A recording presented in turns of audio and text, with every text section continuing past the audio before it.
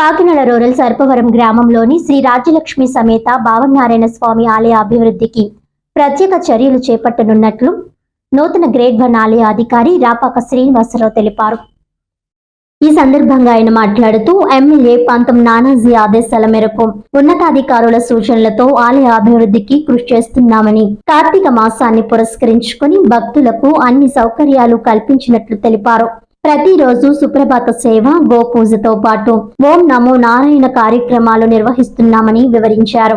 అదే విధంగా అనుమతి లేకుండా ఆలయంలో వివాహాలు నిర్వహిస్తే చట్టపరమైన చర్యలు తప్పవని ఆయన స్పష్టం చేశారు. వివాహం చేయాలనుకునే వారు ముందుగా 21 రోజుల ముందు సంబంధిత పత్రాలతో అనుమతి తీసుకోవాల్సి ఉంటుందని ఆయన సూచించారు.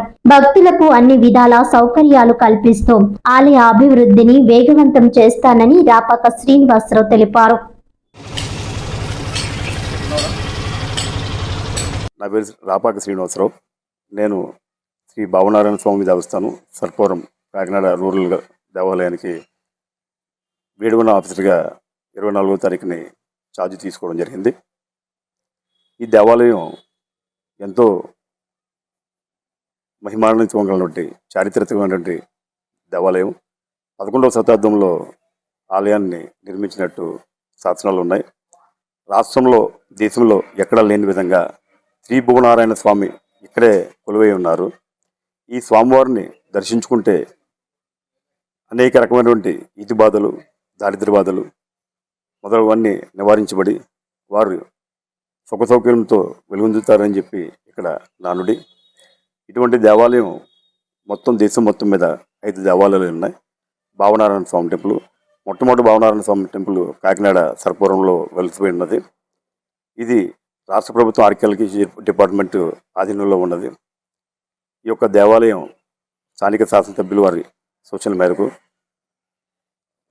దేవాలయంకి వచ్చే భక్తులు సౌకర్యాల కొరకు అనేక కార్యక్రమాల్లో నూతనంగా చేపట్టడం జరిగింది.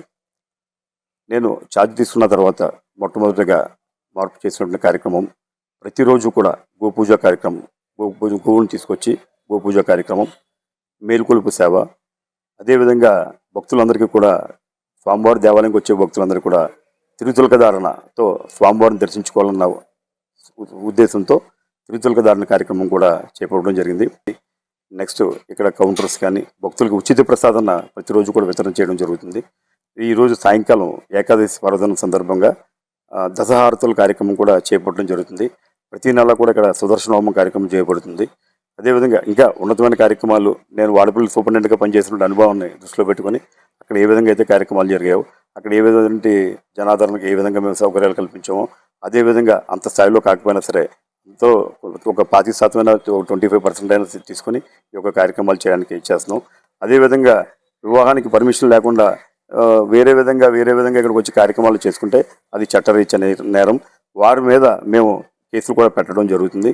ఏదైనా సరే దేవస్థానంలో వివాహం చేసుకోవలసిన వారు 21 రోజు ముందు కార్యాలయం ముందు అప్లికేషన్ పెట్టుకున్నట్టయితే అప్లికేషన్ పరిశీలించి వారు మేజర్సా లేదన్నది తీసుకొని వాళ్ళ దగ్గర నుంచి చట్టపరంగా తీసుకోవాల్సినటువంటి డాక్యుమెంట్స్ అన్ని కూడా మేము సబ్మిట్ చేసుకుంటేనే కానీ వాళ్ళకి పర్మిషన్స్ ఇచ్చే పరిస్థితి అయితే ఉండదు.